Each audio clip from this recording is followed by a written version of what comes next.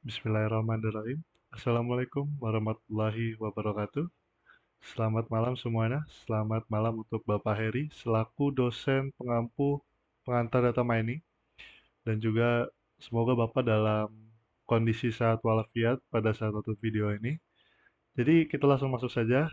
Pertama-tama tentunya perkenalkan terlebih dahulu Pak. Nama saya Rizky Ramadana Saputra dengan NIM 415220159. Jadi pada malam hari ini, pada kesempatan kali ini, saya ingin mempresentasikan hasil kerja saya untuk penilaian UAS atau ujian akhir semester saya, yang dimana UAS kali ini di mata kuliah PDM ini adalah memvisualisasikan dataset yang sudah Bapak tentukan. Jadi pada malam hari ini, saya ingin menjelaskan dataset yang saya dapat, yaitu adalah dataset scraping Twitter tentang kurikulum Merdeka. Nah, jadi, di dataset ini tuh kayak ada banyak banget respon dari para netizen di Twitter tentang kurikulum Merdeka. Nah, algoritma yang saya pakai pada visualisasi atau pengolahan dataset pada malam hari ini itu adalah Naive Bayes. Kenapa saya menggunakan Naive Bayes? Karena yang saya tahu Naive Bayes itu sangat bagus digunakan untuk dataset yang banyak banget, bahasanya banyak banget teksnya atau karakternya. Nah, itulah kenapa saya menggunakan Naive Bayes selain karena dia punya keunggulan di dataset yang banyak teks ya. Di Naive Bayes ini kita juga bisa analisis tentang sentimen. Nah ini jadi judul saya itu adalah analisis sentimen menggunakan database scraping Twitter kurikulum Merdeka menggunakan algoritma Naive Bayes. Yang kita tahu sentimen ini tuh adalah kayak respon netizen.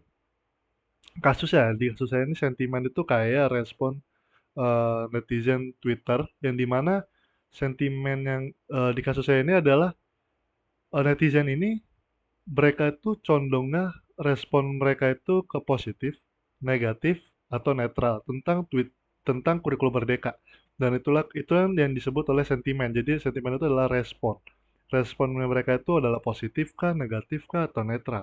Dan itulah kenapa saya menggunakan algoritma Naive Bayes dan tentunya juga di dataset ini saya ingin mencari sentimennya gitu loh. Jadi respon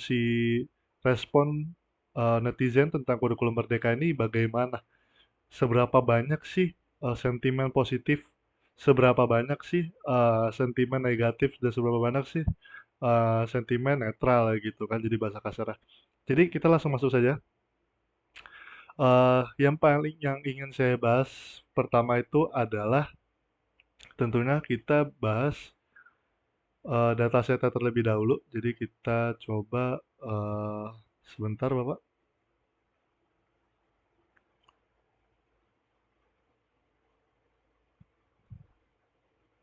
Nah, ini deskripsi datasetnya. Jadi, saya sudah bikin makalahnya, sudah bikin laporannya. Jadi, saya akan menjelaskan beberapa di dataset itu based on makalah yang sudah saya buat. Jadi, saya juga lebih mudah untuk menjelaskannya. Jadi, kita mulai masuk saja ke datasetnya. Jadi, di dataset ini tuh ada sekitar 1264 baris ke bawah. Dan ada 15 atribut yang terdapat pada database scraping Twitter dataset ini. Jadi yang pertama itu kita bahas pelan-pelan saja. Yang pertama ini ada conversation ID. Itu biasanya ID unik untuk percakapan di Twitter dan ID ini tuh ya emang udah default disetting sebagai ID seperti ini. Kemudian ada yang dataset kedua ini adalah create at. Create at ini adalah waktu dan tanggal tweetnya itu dibuat.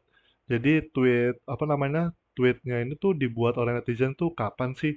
Contoh di kolom nomor 2 ini ternyata dia meng-tweet atau bahasanya mengupload tweet yang dia inginkan itu pada hari Thursday, Oktober tanggal 31 dan ada jamnya juga di sini. Jamnya tuh jam 23.20. Ini kayaknya orang begadang gitu kan. Kemudian kita lanjut ke favorite count. Favorite count ini adalah jumlah like. Jadi jumlah like yang ada pada tweet itu tuh ada berapa. Contoh di kolom yang ini yang like tweetnya dia ini ada 2 doang gitu kan. Jadi itulah. Kemudian kita masuk ke bagian sini adalah full text. Nah, kolom full text ini isinya tuh tweet lengkap dari si netizen tersebut, dia nge-tweet apa aja. Jadi semua yang dia tweet dan dia masukin ke satu tanggal itu dia akan muncul di full text ini. Kemudian ada ID STR. Ini adalah ID unik untuk setiap tweet sama seperti conversation ID, itu udah default. Kemudian kita masuk ke image URL. Image URL ini bahasanya kayak dia tuh URL gambar yang dia upload pada tweet itu. Jadi contoh misalkan ini kan ada tweet yang nomor 3 ini ya. Nah, jadi dia ada image URL ini, jadi nanti image URL ini kalau misalkan kita klik, tentu dia akan mengarahkan ke image yang sudah sesuai dengan linknya gitu. Kemudian next kita di kolom G ini ada reply to screen name, itu adalah username akun yang dibalas oleh tweet ini. Jadi kalau misalkan dia apa namanya ya, bahasanya tuh mention, dia tuh nge-mention tweet orang. Jadi misalkan ada tweet orang, nah dia tuh mention, jadi dia membalas tweet orang itu. Jadi yang di sini ternyata yang di nomor 4 ini dia tuh nge remention detik.com. Jadi detik.com itu ada tweet, nah dia balas apa namanya? Dia balas tweetnya itu. Kemudian ada location. Location ini udah dipastikan bahwa ini lokasi dia eh, lokasi si penggunanya, sorry, lokasi penggunanya. Kemudian ada eh, lang ini tuh udah bahasa ya, bahasa yang digunakan adalah bahasa Indonesia. Kemudian ada quote count, ini adalah jumlah tweet kutipan dari tweet ini. Kemudian ada reply count, jumlah balasan yang diterima oleh tweet ini. Kemudian ada retweet count juga, ada jumlah retweet dari si tweet tadi. Kemudian ada tweet URL, ini udah tentu URL untuk ke arah tweetnya itu. Kemudian ada user ID, STR, ini ada lagi ID unik pengguna dari si Twitternya untuk si netizen yang nge-tweet. Kemudian ada username ini udah pasti adalah username Twitter yang membuat tweetnya tadi. Contoh kayak Zambroni, kayak Quantarium, Bagasta, gitu kan. Ini ada lagi SMK Papa Brifikik gitu. Jadi itu gambaran singkat dari penjelasan dataset yang saya gunakan, dan sini kan tentunya di sini datasetnya dia kan banyak banget teksnya ya. Dan itulah kenapa saya memilih Ernest Bayes untuk membantu saya untuk melihat sentimen respon netizen tentang kurikulum Merdeka itu bagaimana. Kemudian baru kita masuk ke bagian codingnya. Nah, kita masuk ke bagian codingnya sebentar. Ini lagi memuat. Nah, ini adalah pengolahan dataset saya menggunakan algoritma Naive Bayes, dan tentunya saya pakai IPNB atau Google Colab, atau bisa disebut sebagai Python Notebook gitu kan. Jadi di sini kita langsung mulai saja. Kita berbesar. Nah, ini adalah beberapa library-library yang saya gunakan untuk mendukung pengerjaan saya, pengolahan data saya. Jadi sini kita pakai Pandas, pakai NumPy, pakai Matplotlib, pakai Seaborn. Terus juga kita pakai sklearn yang ada fitur extraction text, model selection, Naive Bayes untuk menunjang proses algoritma Naive Bayes kita. Kemudian ada sklearn matrixnya. Jadi kayak akurasi skornya, klasifikasi dan confusion matrixnya itu bisa divisualisasikan dan bisa kelihatan. Kemudian kita lanjut masuk ini from Google Colab Import. Ini udah pasti. Ini adalah tempat di mana saya mengupload si datasetnya.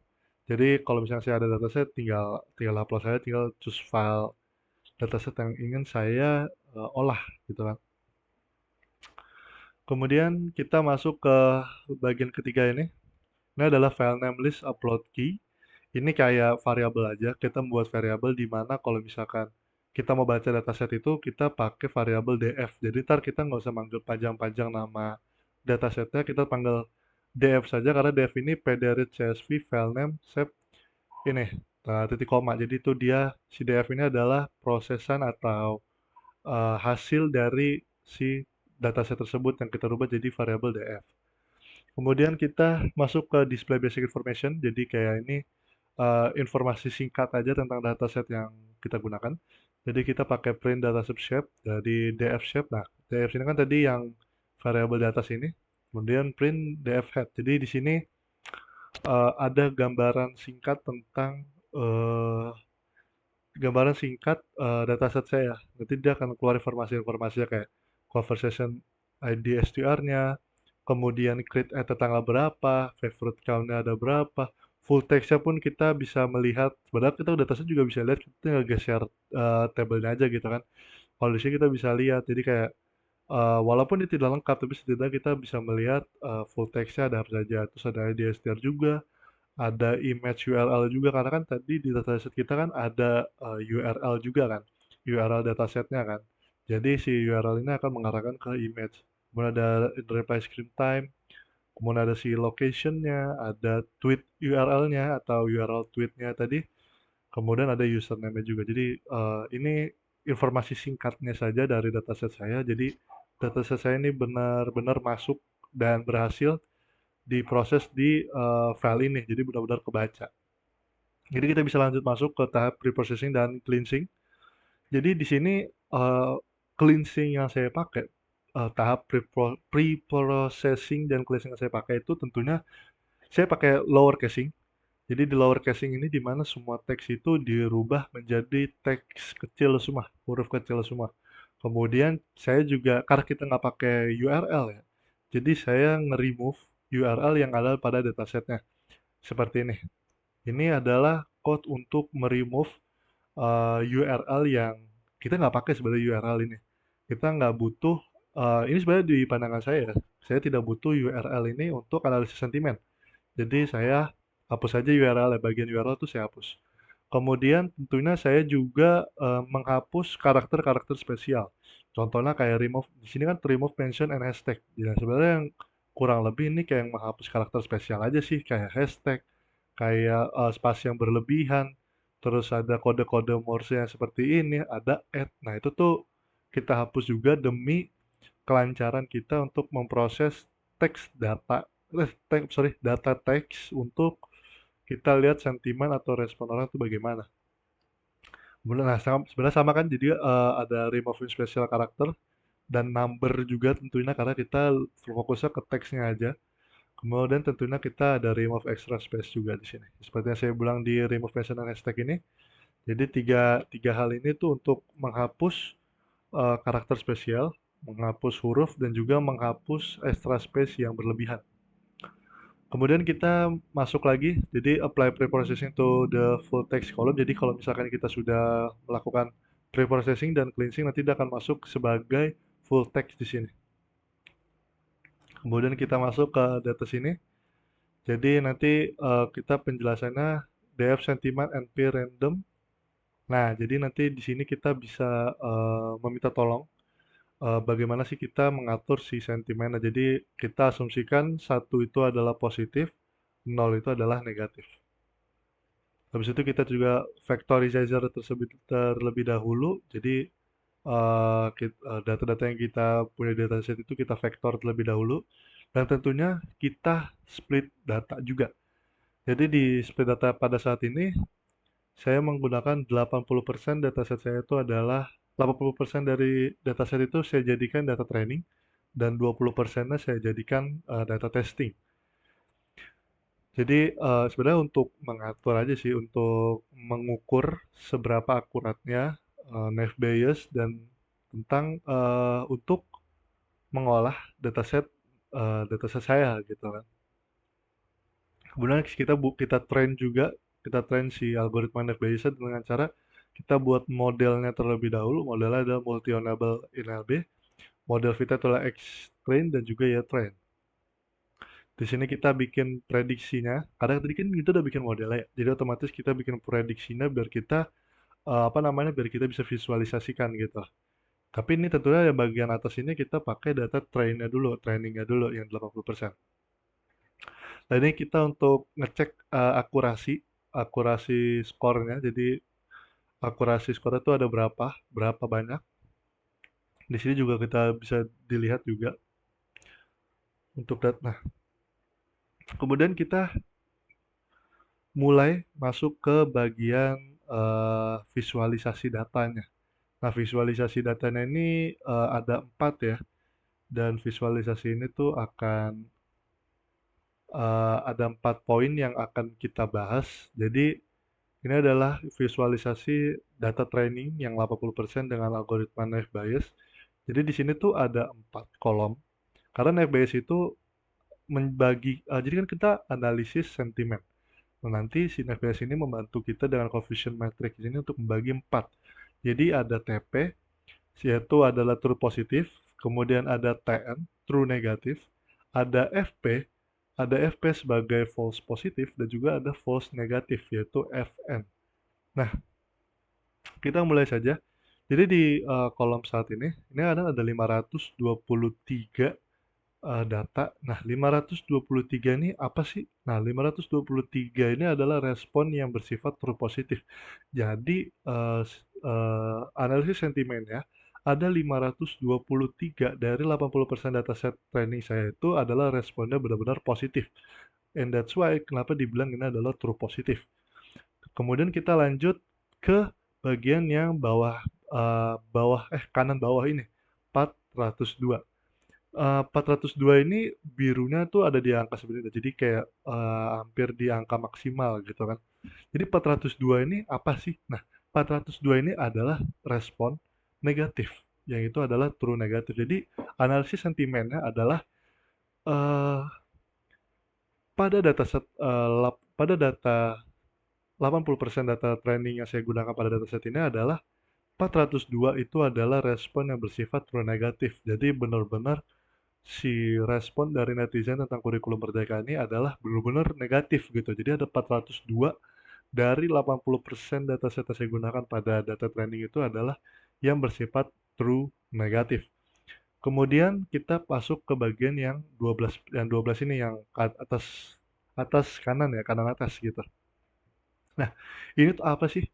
Yang 12 ini tuh bagian dari mana? Yang 12 ini adalah responnya tuh bersifat false positif. Nah, maksudnya false positif itu gimana sih? Jadi si model ini menganalisis kalau si respon si netizen ini adalah dia bersifat negatif.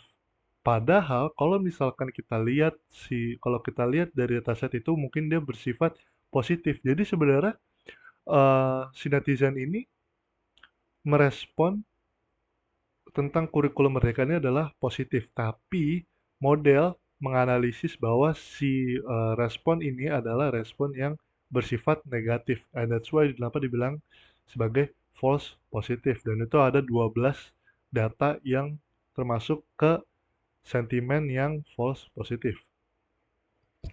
Kemudian kita masuk ke yang 74%.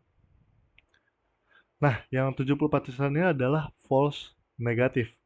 Jadi maksudnya false negatif ini adalah si data model ini dikebalikan dengan FP ya. Jadi si dataset ini, si model ini menganalisis bahwa responnya adalah positif. Padahal tidak.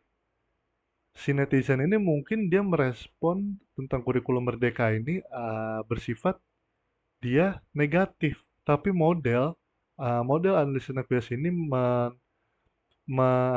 menyangka bahwa respon ini adalah negatif, and that's why dibilang bahwa 74 respon, ada 74 respon dari 80% data training yang saya gunakan itu adalah bersifat false negatif. And that's why kenapa di sini ada 4 sentimen yang kita bisa lihat bahwa ada yang benar-benar true, ada yang benar-benar negatif, ada yang ternyata modelnya menganggap itu adalah positif padahal negatif, ada si model menyangka itu adalah negatif padahal hasilnya positif. Nah, itulah naive Bayes dan kita coba visualisasikan dengan confusion matrix. Kemudian kita lanjut masuk ke prediction main model untuk data yang tadi kan kita udah pakai 80% data training. Nah, sekarang kita pakai dataset yang 20% itu adalah data testingnya. Tentunya ini adalah confusion matrix atau data ujinya, data testingnya. Datanya lebih dikit ya kalau kita pakai 20%. Kita pakai 20% data set yang full, Karena tadi 80% udah kita bagi untuk yang data training dan 20% itu untuk data yang eh, yang testing. Kita langsung masuk saja ke visualisasi conversion matrix ya. Jadi yang pertama kita kasih garis bawah terlebih dahulu karena kita pakai 20% dataset jadi dia datasetnya sedikit ya. Jadi di sini sedikit. Jadi di sini yang belum yang 100 ini, yang 100 ini tuh dia bersifat true positif seperti kita bilang. Jadi true positif itu adalah dia benar-benar positif. Jadi respon dia itu positif. Kalau kita baca respon dia itu positif, kalau model membaca itu juga pasti positif. Itu adalah true positif. Kemudian di sini juga ada yang namanya eh 26 yang bersifat true negatif. Jadi true negatif tadi kita balik lagi bahwa true negatif ini adalah yang benar-benar responnya negatif.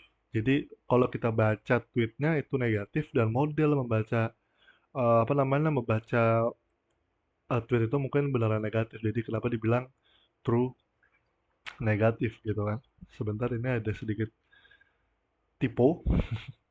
Kemudian next kita lanjut ke data yang 30 ini. 30 adalah yang bersifat false positif. Seperti tadi kita bilang bahwa sebenarnya data ini tuh bersifat positif, tapi model itu menyangka ini adalah negatif. Beda dengan 97 ini, sebenarnya itu ini adalah negatif. Tapi model membaca bahwa responnya adalah positif. Jadi ada 97 yang termasuk ke false negatif dan ada 30 yang bersifat false positif.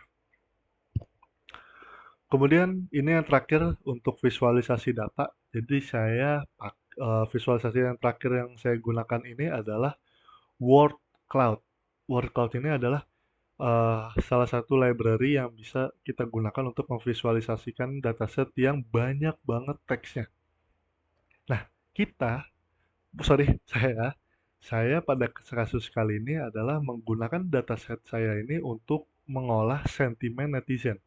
Bagaimana sih sentimen netizen tentang kurikulum merdeka via scraping Twitter? Ya, tadi saya sudah bilang di awal bahwa dataset saya algoritma FBS ini akan sangat bagus digunakan jika banyak teks. Nah, inilah yang sedang saya yang sudah saya lakukan. Yang pertama dan yang paling pasti adalah alt text. Yang pertama ini adalah kita combine dulu. Jadi kita combine tadi yang dataset yang sudah kita pecah yang jadi 80 dan 20%. Kita pecah. Kemudian nanti dia akan disatukan kembali jadi 1264 baris sekian. Kalau misalkan saya salah, sorry. Jadi setelah sudah selesai digabungkan dan sudah selesai di cleansing juga kan tadi di tahap atas, kemudian nanti kita bikin si word cloud-nya. Jadi ini tuh generate word cloud-nya, dia lebar berapa, tingginya berapa, background warnanya apa, kemudian dia nge-generate semua teksnya. Kemudian juga kita nge-display generate image ya gitu kan. Jadi sebenarnya kenapa sih kita pakai word cloud? Nah, nanti kita akan lihat di bagian bawah sini adalah ini adalah word cloud. Jadi library word cloud ini tuh membantu saya untuk mencari kata mana sih yang paling sering muncul di dataset saya. Dan ternyata dan ternyata kata yang paling sering muncul di dataset saya itu adalah kurikulum merdeka. Sangat berkesinambungan dengan dataset saya yaitu tentang membahas kurikulum merdeka via scraping Twitter dan tentunya kita kan tadi menganalisis sentimen ya, menganalisis sentimen si netizen tentang kurikulum merdeka dan that's why kita jangan kaget bahwa kurikulum merdeka lah adalah jadi kurikulum merdeka itu jadi salah satu kata yang paling sering muncul di dataset kita. Jadi itu untuk kurang lebihnya presentasi dari visualisasi dan pemrosesan data mining di dataset Twitter ini, scraping Twitter.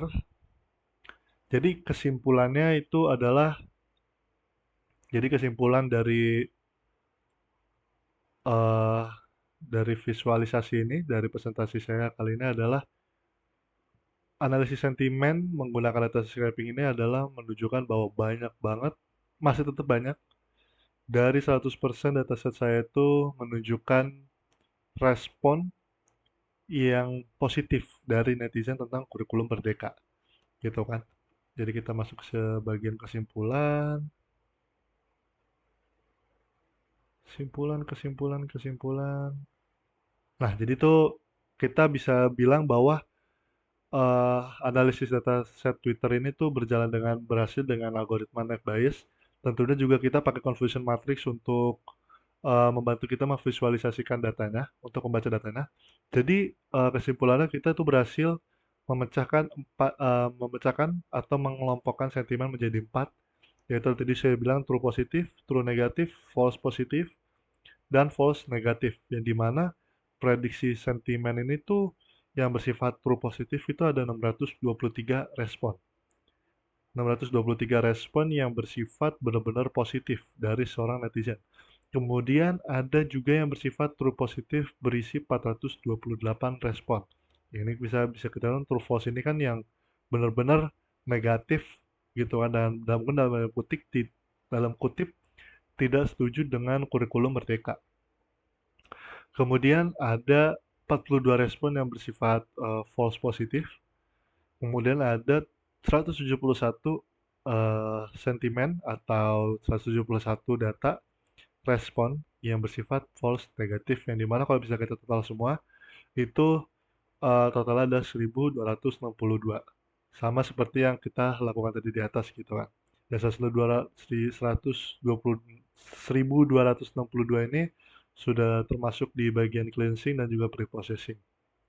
Jadi sekian dari apa namanya, dari pemaparan pemaparan pemaparan eh, pemaparan maaf saya ngeblank karena udah malam mungkin ya. Jadi inilah sekian dari presentasi saya, presentasi pengolahan data mining saya. Kurang lebihnya mohon maaf. Saya Rizky Ramadana Saputra dengan NIM 415220 159 untuk pamit undur diri. Kurang lebihnya mohon maaf. Wassalamualaikum warahmatullahi wabarakatuh.